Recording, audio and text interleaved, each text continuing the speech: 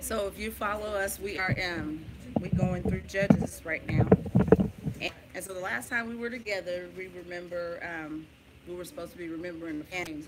Who was Midian, or who were the Midianites? Whose children were they? Come on, girlfriend. Abram. Yeah, they are descendants of Abram, and so this book just all starts to come together because you're looking at the opposition, and the opposition is within family. We seeing that Gideon was called out.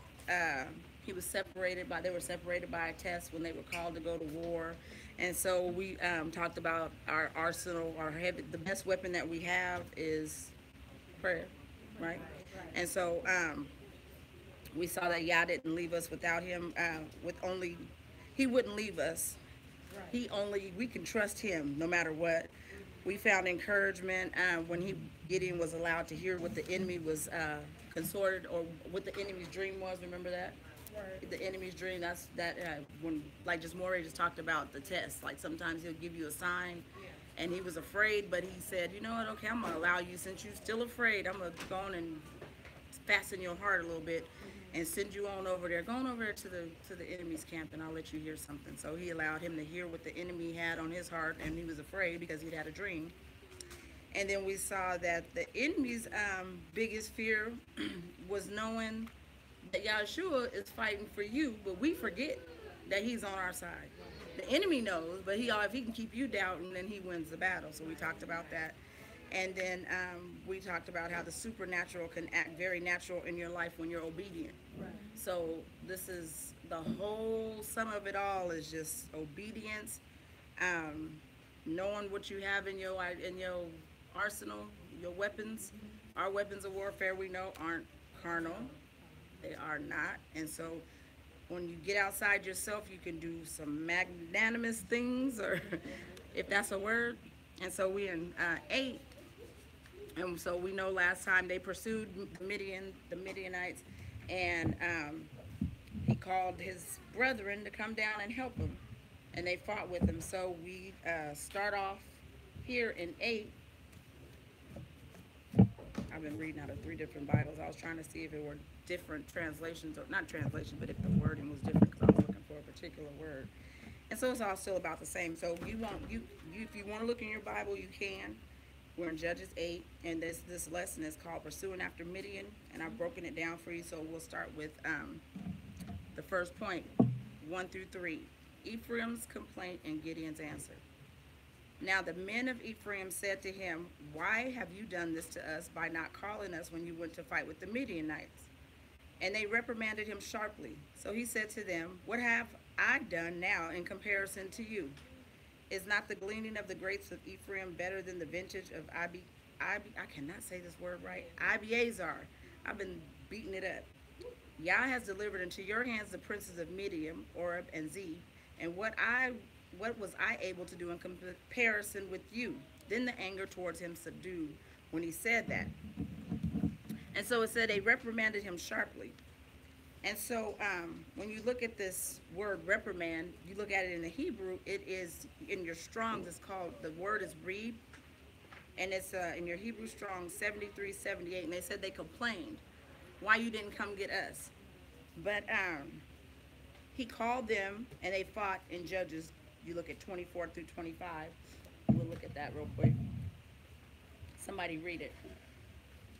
And they answered, you said 24 and 25? Yes. And Gideon said unto them, I will desire a request of you, that you would give me every man at the earrings of his prey. No, on 7. 7. 7? Judges 7, yes. Okay, I'm sorry. That's okay.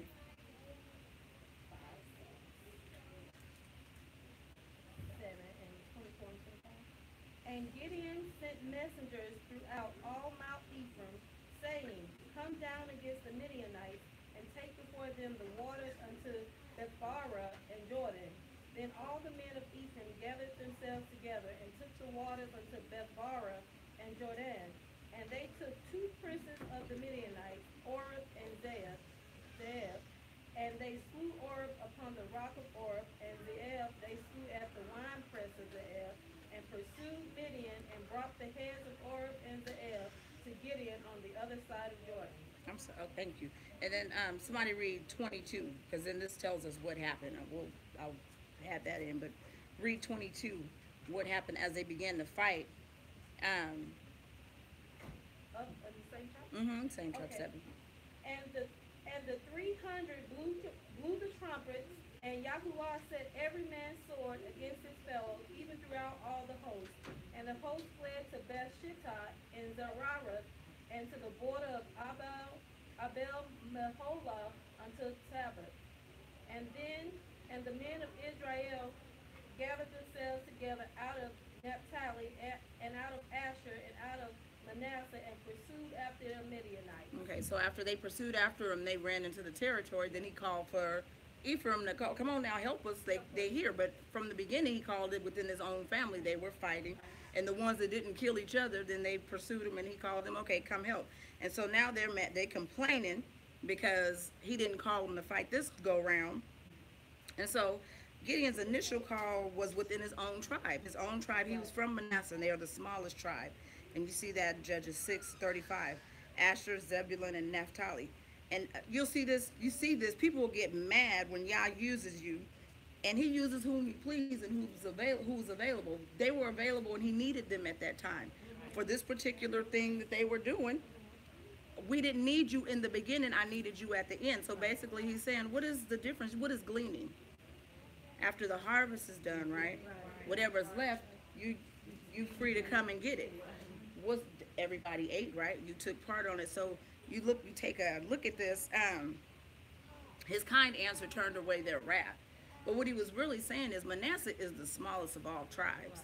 So Ephraim, it was pride because you're trusting in your military might, and not only is Ephraim the larger tribe, he is also the son of Yosef. They're the sons, and they were given a portion and made a tribe because their grandfather blessed them. Joseph blessed them. The grandfather, they're the grandchildren of Jacob. They're Jacob's grandchildren. So they come from Joseph's tribe. And so you see that they had a dual blessing, because although Manasseh was the older one, Ephraim got the spiritual blessing. So you had double portions. The firstborn always gets a double portion. You get you get the double portion of everything. And so you were the larger tribe, and you got the double portion. And your military might is larger than ours. We the smallest of the clan. Why are you mad at us? So you see, and we see this. I put down Proverbs 15:1. A kind answer turns away wrath, because it could have went on and on. They could have really the contention they could have started fighting each other. And the enemy will always try to find an occasion to stir up strife. And we'll see that, and you guys will experience that after this whole feasting, this week of feasting. Sometime he'll try to get started before the feast, during the feast, after the feast, and sometime the division will start right on in the middle. But you have to be able to identify and know when to sign for the packages. I always say, okay, this fight, I ain't fighting today. I ain't signing for that package, and I don't have time for this today. I keep telling everybody now, I was like, I don't have time to do crazy because I got too much other stuff to do. So when I got time to do crazy, I'll let you know when I got time today. But today I don't.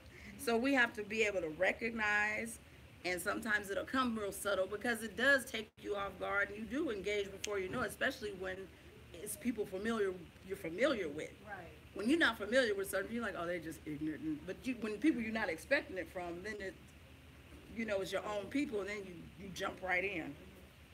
And then if you want to look at how I found out what the name Ephraim means, it's a dual masculine fruit, and he's a tribe and descendant of Joseph, and he was the name meaning is a fruitful increase, and that is in your Strong Hebrews 669. So Ephraim took precedence over Manasseh by virtue of Yah's blessing. You'll find that in Genesis 41:52 and 48:1. And so with the question B, what have I done in comparison to you? He soothed their pride. He didn't challenge them by reminding them of he just reminded them of the lane you in. Stay in your lane, because sometimes God's not gonna use everybody for everything. Right. And so you got to be okay with that. You just be available and ready when he want to use you. He said they delivered they delivered Orav and Zeev, and just like with Gideon, the song, your whole heart, that song popped in, so I just put that here. He's looking for someone who's available. So when I called you, you were available, and I used you. And so that's being able to take place in part. And we have to remember not to allow sin and pride to puff up in our heart when he does use us, because he can use anybody.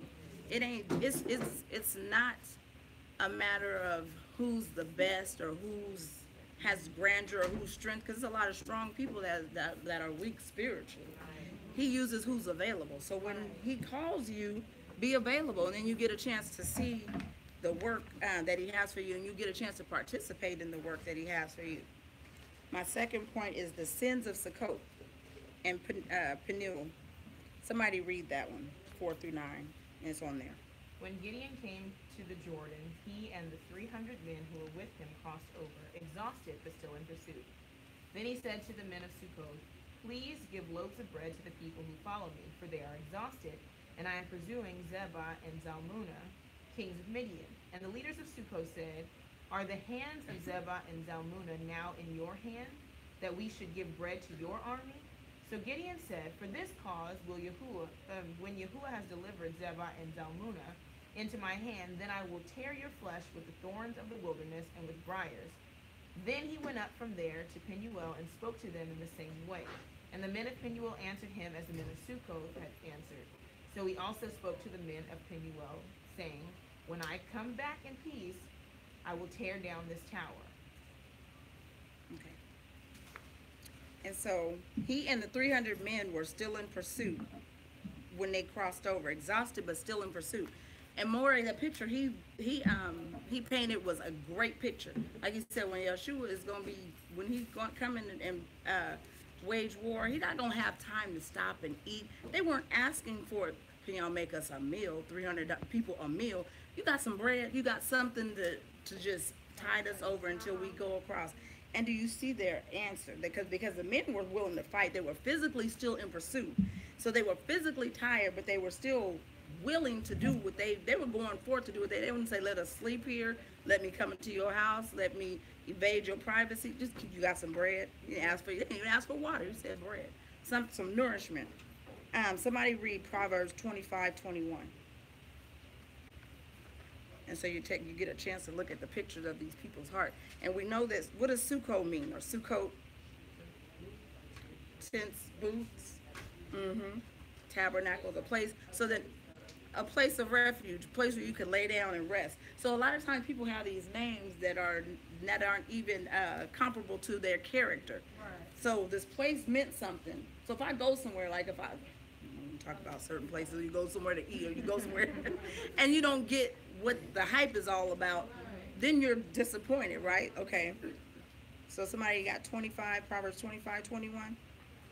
If thine enemy be hungry, give him bread to eat, and if he be thirsty, give him water to drink. Wow. If your enemy hungry, give him some bread and some, right? So what does this show you?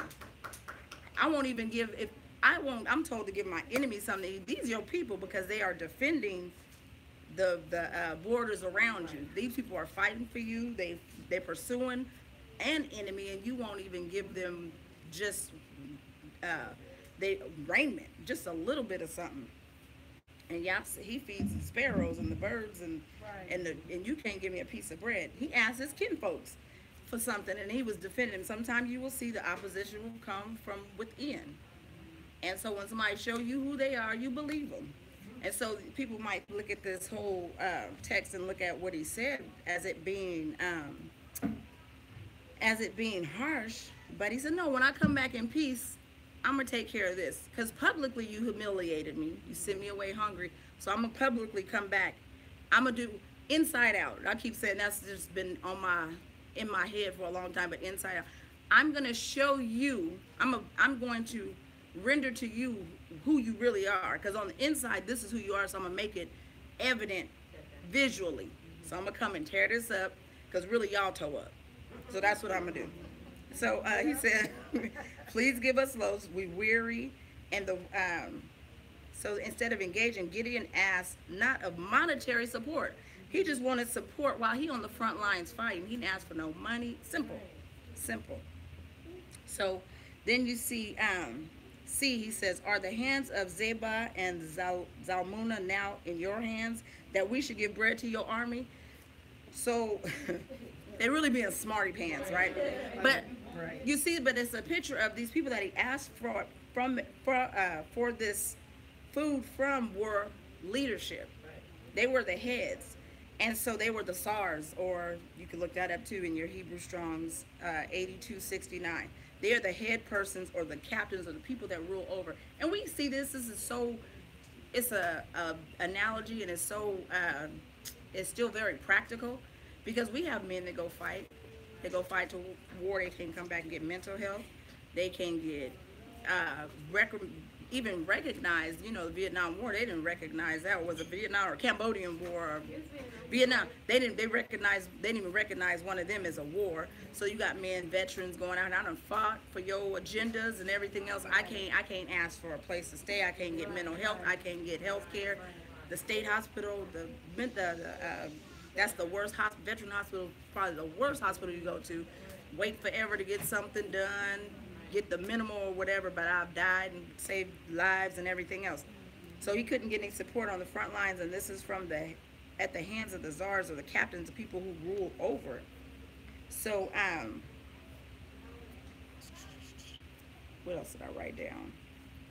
The word says, you don't withhold good when you have the ability to do so. When you have the ability to do good, then you don't withhold it. It was in, you had it. You're the rulers and leaders, but you're going to ask me, oh, are they in your hands? And it showed their lack of faith as well, because they were pursuing this man, and it could show you something else. What do you think it showed? Because maybe they knew where they were.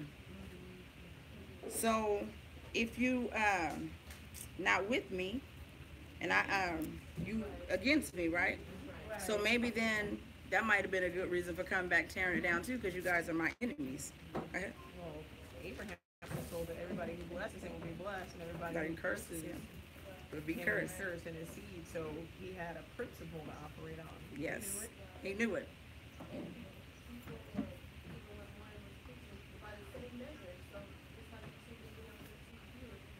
Mm-hmm.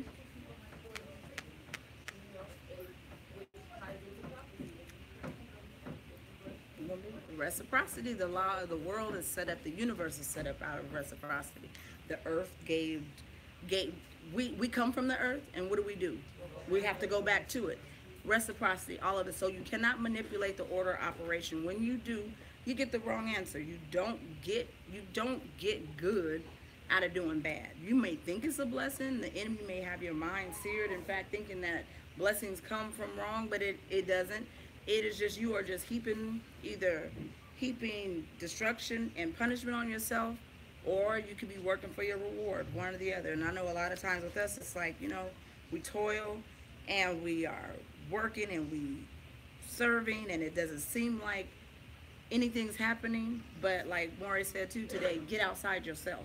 Ask y'all to open your eyes, step out of your feelings, step out of yourself, and start to really see. You know, because we can get so in our feelings, sometimes we forget that it's some things happening that we're not even paying attention to. It's some danger seen and unseen that we've been protected from.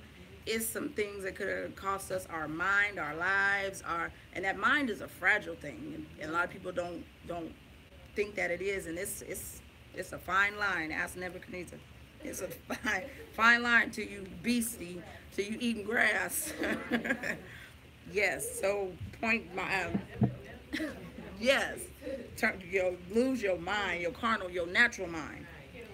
So when Yah has delivered, he said, I will come, when I come back in peace, which means he had faith that regardless of what you do for me, I'm going to be all right. I'm going to be all right. And that's how a lot of us do too. You know, we get discouraged when we have an expectation of a person and they don't really have the capacity or the heart to do for us. And we always do that. We look at a certain person to do something for us, but that's not the person that Yah has to give you your blessing. That's not who is chosen for you. But you do, because expectations, you have expectations from certain people, especially when you believe that there's a certain type of relationship. But you will see that expectations can sometimes breed disappointment. So my hope is in Yahuwah, because people will fail me. And so he got a chance to see that here, and that didn't discourage him. He continued on. So we see, he said, when Yah come, when I come back, when Yah delivers, I'll tear down the tower. And I saw a kind of kick you while you down scenario. Like, okay, you all already, you can't be for me. You guys were, the leadership, and you know, sometimes people aren't for you. They're looking for you to fail, and they can't wait till you have a weak moment to come in and slip in and say something or do something, or it's the way of mankind. And then, yeah, and so at war he made the thing worse. So again, he publicly reprimanded him at the gates. He promised to reprimand him. And so I have a scripture here, Matthew 16:17 through 19. And somebody read it. And somebody else get Matthew 12:30.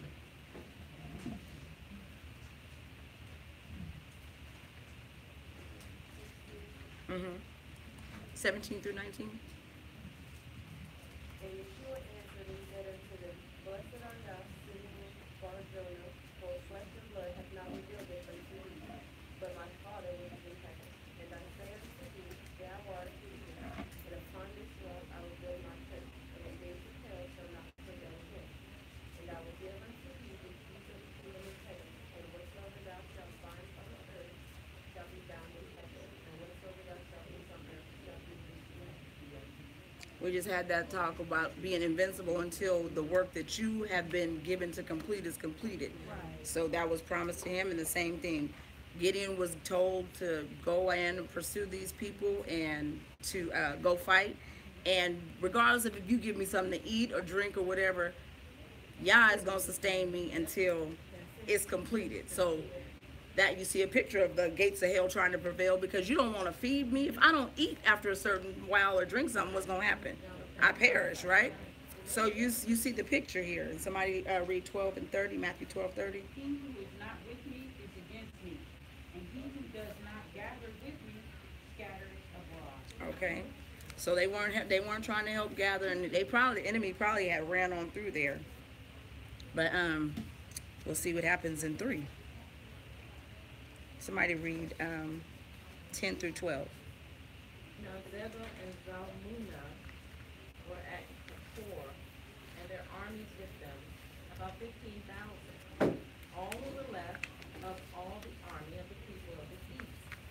For 120,000 men who drew the sword had fallen. Then Gideon went up by the road of those who dwelled in tents on the east of Nobah and Jogbeah, and he attacked the army while the camp felt secure. When Zebah and Zalmunna fled, he pursued them. He took the 2 kings of Midian, Zebah and Zalmunna, and routed the whole army. Okay, you see he attacked the army while the camp felt secure. So they trusted in their numbers. They mighty. It's a bunch of them. And this is only little old Gideon pursuing us, so you're going to rest. So that's what happens. He attacked the army while they trusted in their numbers. But we see Gideon trusted in the strong hand of Yah. And he saw what Yah could do, and he had the victory. So this time he didn't need to be coerced to go in and attack. He knew, okay, Yah got me. So told me to do this. The last time it worked out, I'm going to go on in there. And somebody look at Luke 12:16 to 21. They trusted in their numbers, but they thought they could go to sleep. Ain't no sleeping when you're in war. And that's a great picture for us too. We have to always remain circumspect and aware of what's going on. We are in battle no matter what. Just like now, yeah, we feasting And that's Yah's appointed time for us to come together and to encourage and lift and build one another up. So you can see, like, seeing the numbers, seeing the women. Okay, it's other women in Torah. I ain't crazy. I'm not on this walk. You know, I'm not no crazy Hebrew. I ain't into Judaism, and I ain't. Oh, you what do you do? Are you you Seventh-day Adventists? Are you the no? I follow the feasts of Yah, and so He brings us all together to encourage one another and to build up and to also connect, to be able to connect. And to, you know, we were just talking about that yesterday at the salon. I was saying, you know, people sometimes get discouraged when you meet people and when you connect with people, but everybody might not be your person. We love each other. Everybody loves each other, but I might not be your go-to, because I'm harsh, not harsh, abrasive. My girlfriends don't call me unless they want to hear the truth. Yeah, and it ain't like, so you want me to pat you, like my grandson, I was rubbing his head. Said, no. I said, what? He said, don't rub my head. I said, what you want me to do? He said, pat my back. Because my daughter would pat that on their back. Remember, I'd be like, you gonna beat his lungs out. Like, she's like, but the kids like that. So he said, no, pat my back. I was like, okay. He said, I'm a big boy. So everybody can't take how you stroke them. So I might not be that person unless you're like, okay, tell me the truth. What you think about this? And I'm like, okay, you gonna like me afterwards? Or you gonna be mad? Call me when you ain't mad no more. Because I'm gonna just tell you, this is what I see. Now, if I'm wrong, you can tell me. I don't get offended easily. But if your feelings get hurt, then maybe I'm not. But it's okay. So it's that time for us to come together. But then to always remember, leaving, we in battle. You gonna get that? I did it the other day. I picked up somebody I said I wasn't gonna pick up. And I was like, well, okay, I'm gonna go ahead and deal with it, because I was like, during the feast days, I just don't have time for all this. But each time I obeyed the prompting, because I was on that side of town. I went and I stopped. I was able to have a fruitful conversation with one of my family members. And then the other person I was coming to get, she's just still stuck. So I had to tell her, I said, you know what? I don't want to hear that today. And so you have to remember, you in battle. People will try to throw things out at you, and you have to stop them. So did somebody get 12:16 through 21? He then spoke a parable to them, saying, the land of a certain rich man yielded well, and he was reasoning within himself, saying, what shall I do, because I have no room to store my crops? And he said, I am going to do this, pull down my storehouses and build greater, and store all my crops and my goods there. Then say to myself, life, you have many goods laid out for many years. Take your ease, eat, drink, rejoice. But Elohim said to him, you mindless one, this night your life shall be demanded from you, and who shall own what you have prepared? So is he who is storing up treasures for himself and is not rich towards Elohim. Yep. So they trusted in, and that night their very lives were required of them. It's like him. They didn't trust in Yah. They thought because they had an abundance of people to fight, and generals and lieutenants and probably soldiers, that they were fine. But no. Somebody get we're on point 4, 13 through 17. Then Gideon, the son of Joash, returned from battle, from the action of Paris, and he caught a young man of the men of Sukkot and interrogated him. And he broke down for him the leaders of Sukkot and its elders, 77 men. Then he came to the men of Sukkot and said, here are Zebah and Zalmunna, about whom you ridiculed me, saying, are the hands of Zebah and Zalmunna now in your hand, that we should give bread to your weary men? And he took the elders of the city and thorns of the wilderness and briars, and with them he taught the men of Sukkot. Then he tore down the tower of Penuel and killed the men of the city. He came to, that's it. Yes. So point 8, he came to the men of Sukkot. So he came and he questioned, okay, who are your leaders? Right. They gave him up as 77 of them. Okay, so they old fools. So you see. And he said, then he took the elders, and he publicly shamed them. Wow. Publicly, because this is your leader, and we know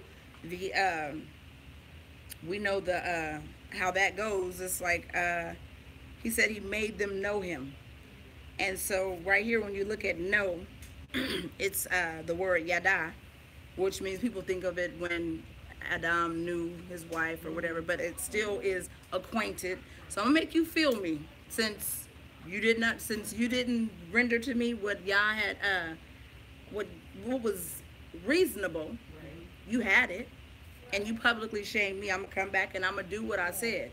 Your word is everything. Right. Your word is your bond. Your words mean something. Your name, it says your name is more precious than silver or gold. Don't be walking around here making false promises and Right. saying you're gonna do this and not gonna do it. He said no. He said he made them know him, which means he instructed them with punishment. So he made them understand, okay, for your deed, this is what you deserve. And yep, Psalms 118:7. Somebody read that.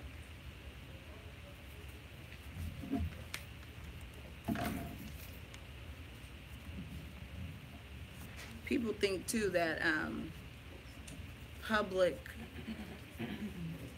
reprimanding is wrong, and we talked about that too. You said no, some people don't know, so we have to teach them how certain things are supposed to be done. This is the guideline, so you don't forget. And it'll make you sore, because when you're used to doing something your way, you mad when somebody corrects it because you think your way is right. But when it offends, or when it is going to tear up a relationship or affect the whole community, somebody got to say something. You got to say something. Cause discord. Somebody has to say something. And so, sometimes people will whisper around the room, so and so, and so and so. Well, you tell her. Well, you tell her. And by then, it looks like somebody gossiping about it. No, somebody, two people, whatever. We need to pull this person to the side. We need to tell them, look, this is what's happening. Other people are complaining. This is what I see. This needs to be taken care of. Now, again, like I say, you mad? I'm not mad once I say what I got to say if it's right. That's why when I get mad, I just shut up, because I'm like, I'm going to say some stuff, and then I've been and promised you something, and I said I don't do this no more, but I've been and did it. So I'm not going to say this, and I'm not going to do, I'm going to hang up, or I'm going to just walk away, because I'm not going to promise you something that is going to, again, affect the whole community. We're like, oh, I didn't know she acted like that. But, so, certain things have to be dealt with before they get to that point. And so you have to take hold of certain things, because then the pride and the anger, and you give hold, and then that malice start to churn, and then you sneeze wrong. It's like, I can't stand it. Why she sneeze like that? Ugh. Like, yeah, she breathing. I hate how she breathes. It turns into that, so you have to. So somebody read Psalms 118:7. Elohim is for me among those helping me. That Psalms 118? 118:7. Mm-hmm. He says, Oh, Elohim is for me among those helping me. Therefore, I look on those hating me. It is better to take refuge in Elohim than to trust in man. Amen. So he said the same thing. He said Yah takes part in me with those that help me, and he takes part with me and those that hate me. Because it's a difference now. She just hate me and I'm in my own agenda. No, you hate me and I'm in the agenda that Yah has given me to do. I'm in my role, in my lane, driving my own car, doing what he told me to do, following the directions he told me to drive in. You get in my way, I'm running you over. That's it. That's what's going to happen, because he is giving me something to do. This is for me to do. Now, if he said pull over and ask them to get in the car, that's something different. But you're in opposition. So if you're not helping me and you're not on the road with me to what I'm doing, then don't look for the help of Yah when your heart is disobedient and you in opposition. Right. So yep, he said he took the men of the city and he whooped them with briars. And so we're going to go to 5. I had another scripture too, Matthew 10:33. No, that's on the next one. Let me make sure. A, B, C. Okay, yeah, A and B. So yeah, he said he took the men of the thorns and bristles, and he publicly ridiculed them. And so we know Yeshua said this in 10:33. He said, if you deny me before men, I'll deny you publicly before my Father. So we see where this is scriptural. Okay, you denied me bread, just bread. And it was said in the beginning, if your enemy hungry, give him something to eat. So you my enemy.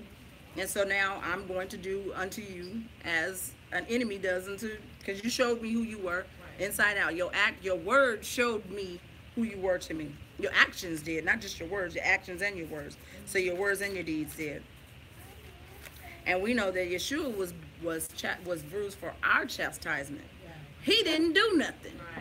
And again, so I'm fighting for you guys, trying to secure borders, and we haven't done anything but been told that we have an enemy, and we've been given permission. Now, don't go chasing the enemy. If you ain't been given permission to pursue the enemy, leave the enemy alone. Don't be pursuing him. Just identify him. I always say that. And I'm not magnifying the enemy when I say, oh, that's the devil, that's this and that. I'm just identifying where he at. I don't praise him, and I'm not magnifying him. I'm just letting him know I see him so that I'm aware of his approach and how he comes. And again, like I said, sometimes we get lax, like, and we're at war. Go to sleep. Go to sleep and don't think about, because he's working all day and night. He don't sleep or slumber. He is. Yeah, don't get he'll step on your neck. That's why he said, oh, y'all go home. Y'all gonna get comfortable. Y'all gonna put your head down. You're not looking. You don't have my back. And I don't play with that either. You don't have my back, I'm good. You ain't gotta show me 2 times. Like, okay. Hi when I see you, and bye. Because no, I don't have time. This is life or death. And it really is. Because you in this same thing, you invite people in and around, they'll attack your character, how you live in, or whatever it is, and that's from their perspective because their hearts are a certain way. So you have to be very circumspect about people you let in. Everything ain't everybody's business. You know what I mean? Some things are for ministry. Everything isn't everything I've been through, and I mean you can look and see. I mean, like it ain't weird science if you say, oh, Hope's 30 and her mom's 45. Okay, that ain't hard to figure out. But you don't know everything. You know what I mean? You have a glimpse.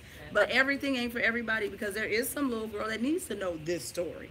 And there is one to know that this is possible and that's possible. But it ain't something to go singing the blues about all over the world. So, yeah, everybody can't handle it. Everybody can't handle your truth. And that's the truth. And y'all know that too. Everybody can't do what I need done. So I call who I call. And then those that I let them participate in other things they capable of participating in, or they're mature enough to participate in at that time. So we see where he repays the kings are routed, and he repays the 2 kings. Okay, we see where he attacked the army. Where are we at? 3 or 4? 5. I'm sorry. Okay, yes. So Israel and Gideon we're at 5, 18 through 21. And he said to Zebah and Zalmunna, what kind of men were they whom you killed at Tabor? That was a question. So they answered, as you are, so were they. Each one resembled the son of a king, they said. He said, they were my brothers, the sons of my mother. As Yahuwah lives, if you had have let them live, I would not kill you. He said to Jethro, his firstborn, rise and kill them. But the youth would not draw his sword, for he was afraid, because he was still a youth. So Zebah and Zalmunna said, rise yourself and kill us. For as a man is, so is his strength. So Gideon arose and killed Zebah and Zalmunna, and took the crescent ornament that was on their camels' necks. And so you look at that, that's a whole heavy, deep part of it. So he repaid the kings. They were responsible for the death of Gideon's 2 brothers. And we talked about in the beginning, these Midianites, we know whose sons they are, correct? They're Ephraims' sons. And you'll see that sometimes in your own family, amongst your own tribe, people know what the word says and what should be rendered or what's required of you. But their hearts are hard. You can see that right here in this whole conversation. What did they look like? Well, they look like kings. If I go kill somebody that looked like my brother, and I know that's your brother, oh, that's so-and-so brother, oh, I ain't got him, but I'm gonna get him. Because when I'm hurt, I'm gonna hurt you. I'm taunting, because that's what they were doing. They were taunting. They were being pursued, and they were running. They said, oh, that looked like the brothers of the kings. Let's get them. Right. Because, what are you doing? You calling me out. Right. And also they were Abram's seed, so they knew Torah. But they also knew something. They knew that the kinsman had to be the avenger, right? So no, you do it. That was your brothers. You do it. Again, people do that every day. They shaking their fists at Yah. He ain't gonna do nothing, do it. Or you daring him to do something. It's like, this is the whole picture right here, the reprobate mind thing. Because what were they also? Because he said they took something off the camel's necks. The crescent ornaments. So they were moon worshipers. So they went back to the religion of the land of Ur from the Chaldeans, where his father was called out of. You gonna go back and to that. So they knew the principles though. People know the principles, they won't apply it. It's like, I know the recipe, but I ain't gonna put it all together and make a cake right. I'm just gonna let the ingredients sit. So that's what they were doing. So he was responsible for the death of the brothers. They encouraged him to do what he was supposed to do, and you can find that Gideon was supposed to do it in Numbers 35:16-21. And we know also that where Yah says vengeance is mine, says Yah, but there are times when you're given permission to take on the vengeance. Deuteronomy 32:35 and Romans 12:17-19. So the next part is B, but it's Israel under Gideon as a judge, 22-23. Then the men of Israel said to Gideon, rule over us, both you and your sons, your grandson also, for you have delivered us from the hand of Midian. But Gideon said to them, I will not rule over you, nor shall my son rule over you. Yahuwah shall rule over you.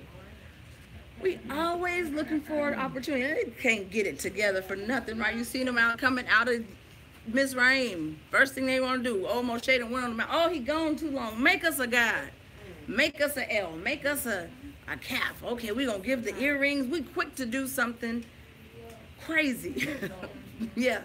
Go all the way out. And we see that Gideon refuses to be their king. And he says, let Yah rule over you. But, they kept on. Because, with the whole golden calf, when Moshe came down, he was perturbed. Okay, melt it down. You drink it. Y'all, you want it? I'm going to make you eat it. He made them drink the golden calf. You know what? You guys is just wild. Y'all out of control. Every time we get delivered, and it is so true because we see it in our media, in the media, everything. Because you look at the reality TV, you look at the Love and Hip Hop, they exploit us, and then we there for the exploiting, and then we'll holler about. I was over it when I see Snoop Dogg made a gospel record. I was over it. Over. I'm like, and then I was listening to a song the other day, and it had Nicki Minaj and I don't know if it's Kiki Shear, one of the girls, Tashka. And I'm like, what in the like, what is going on here? Like, okay, are you going to be one or the other? Because you can't rap about, your private parts and smoking and this and that and high and this, because you're out your mind high. And then you going to come and you worship it. It's a joke now. It becomes a joke. And then we are Israel. We are the chosen people. We are the nation called out, called apart. Like Morris said, we got the big lips and the hips and the waist and all. Y'all made us that way. We're beautiful, and it's for a purpose. It's to draw, because beauty is Yah gives it. But it's not to be exploited. It's not to go a whoring after something else, and you cause the other generations to do it too. Because you have it. I do it on, last week I had a class I do the young girls, and my whole thing is inside out. Because they do want to wear makeup, and it is nothing wrong with makeup, but where is your heart at? What's your intent? What attention do you want? What you trying to draw? What are you doing? If you're working in corporate America, you don't want to scare nobody, and you're trying to sell them $1 million Pepsi commercial, but you do. What is your intent? Where your heart at? What is your motives? And that's what we have to check. A lot of times, check your motives. Check where your heart is. When you're putting something on, check it. Just check, okay, why do I want my butt out? Why do I want my breasts out? Because I want somebody to look, I'm looking at. I want some attention. So what is it that you're trying to do? Check your motives, and then you see, but we always do it. We draw the masses away. And then, but the very people that use us tell us we're dirty, lazy, crazy, stupid, violent, and everything else, but they exploit us, and we down for the exploiting because we looking for somebody to rule over us. We looking for a fat gold chain. Mm-hmm. It goes back to desensitizing. Goes back to they already know that the truth is coming. So if they continue to desensitize and continue to desensitize, then we're really going to get lost in the game, because we know that Levites and the priests are concerned with the city. Mm-hmm. Now, seeing what wasn't the way that. But But you're not worried about the soul, the eternal part of the person. The position, yes. But you know, Yah told him, I am. I'm the one who brought you up out of Egypt. So I rule over you. 40 minutes. Yes, please. Thank you.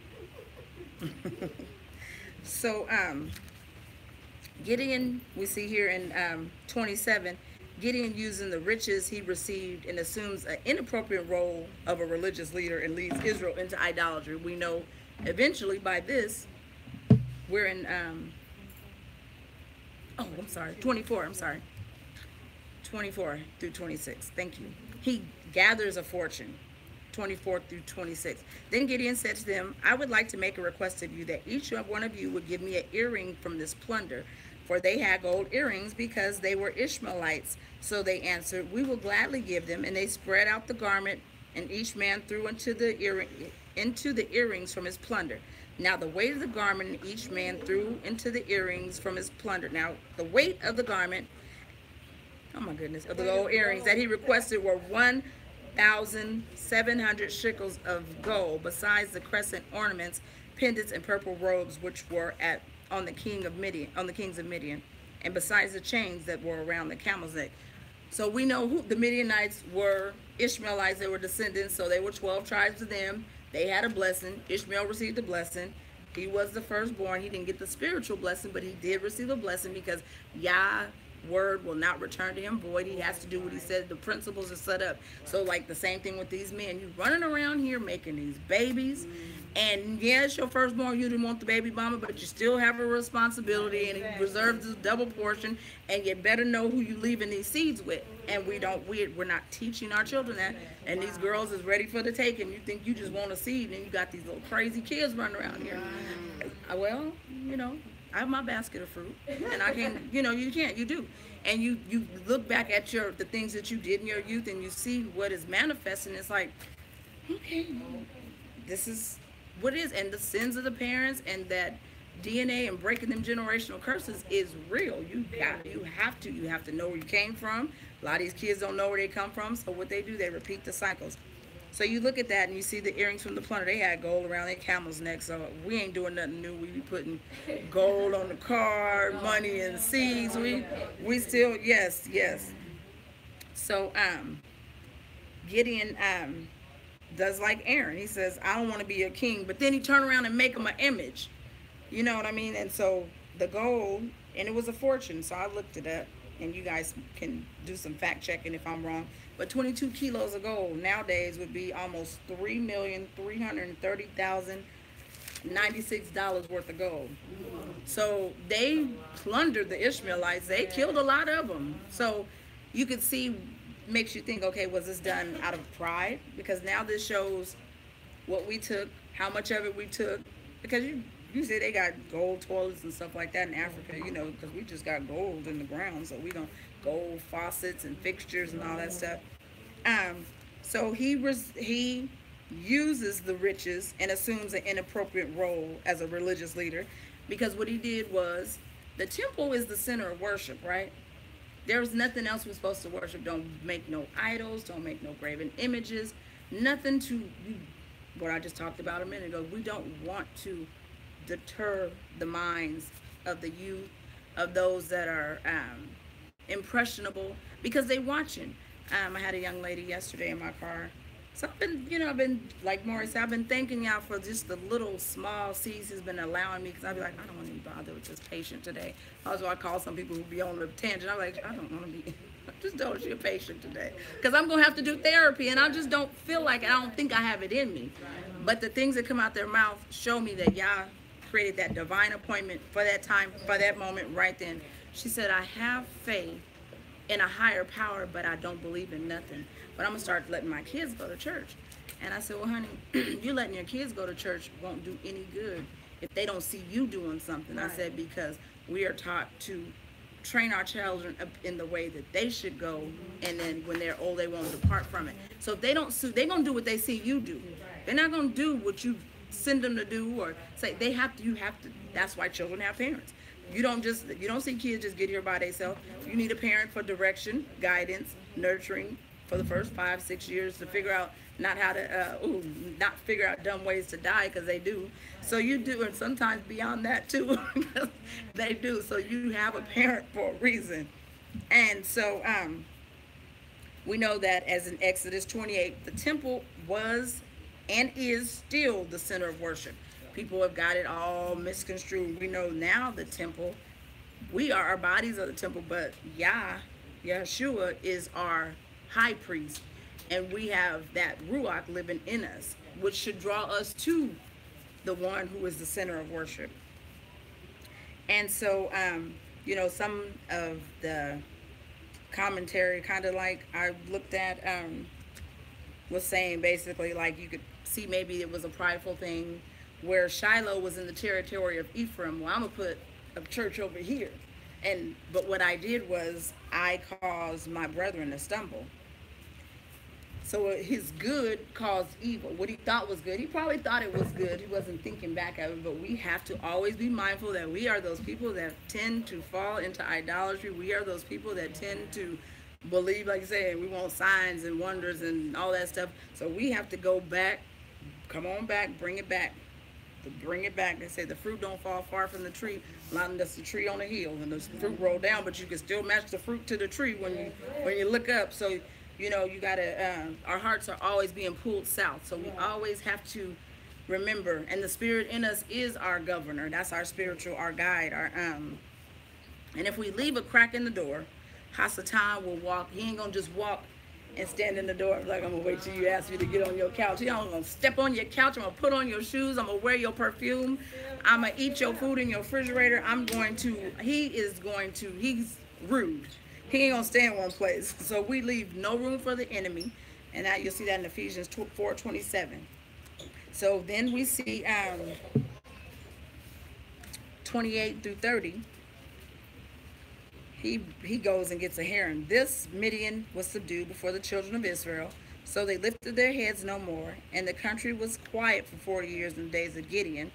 Then Jerubbaal, the son of Joash, went and dwelt in his own house. Gideon had 70 sons who were his own offsprings, for he had many wives. Right? So this is another thing about the whole polygamy thing.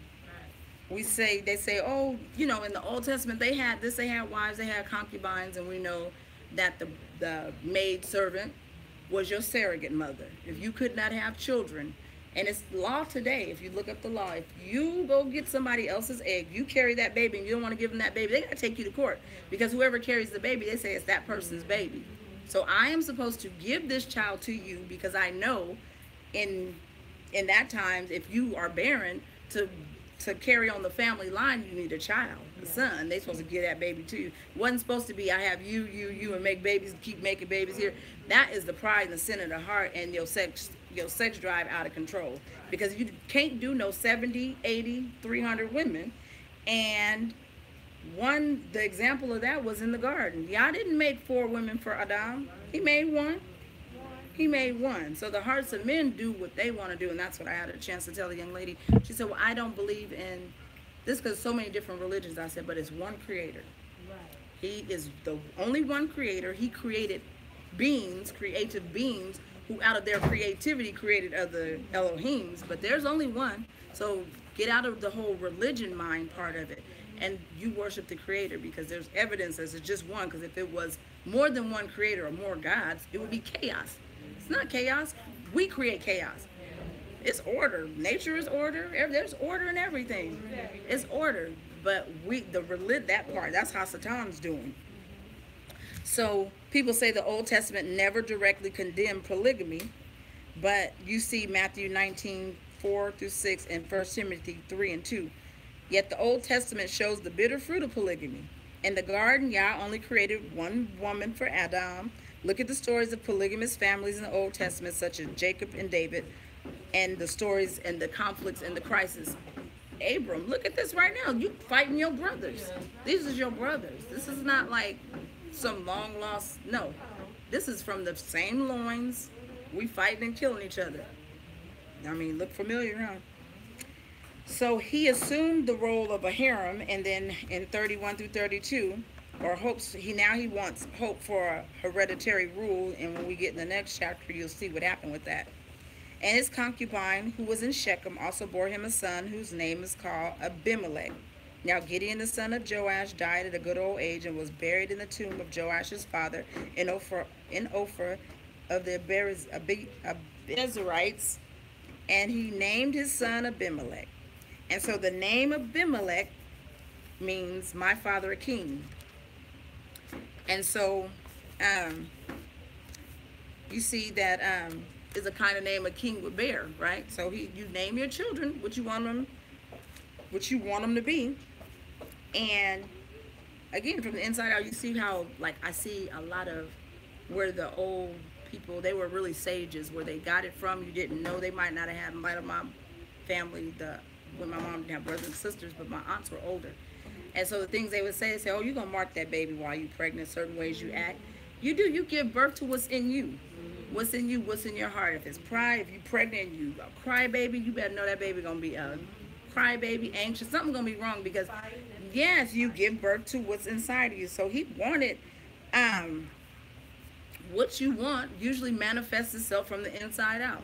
And so he wanted a king. He named him king. That's what he called him all his life. And then you'll see, like I said, later on, what happened and the incline of his heart. So for 28 and 30, I had two scriptures, and you can write those down. Ecclesiastes 9 and 3 and Genesis 6, 5.